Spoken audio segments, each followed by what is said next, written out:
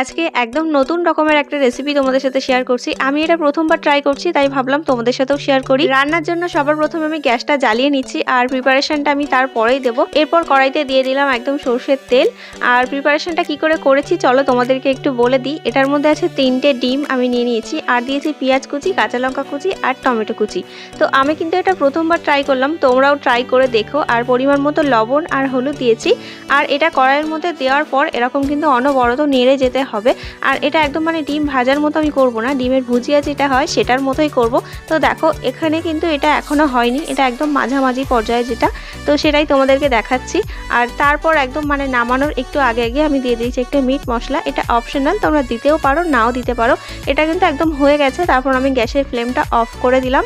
এটা দিয়ে কিন্তু একতলা ভাত উঠে যাওয়া মানে সম্ভব। আমি তো প্রথমবার বানিয়ে খেলাম আর আমার ভীষণ ভালো লেগেছে। তোমরা অবশ্যই ট্রাই করো আর আমাকে জানিও কেমন লাগলো। Thanks for watching, tata.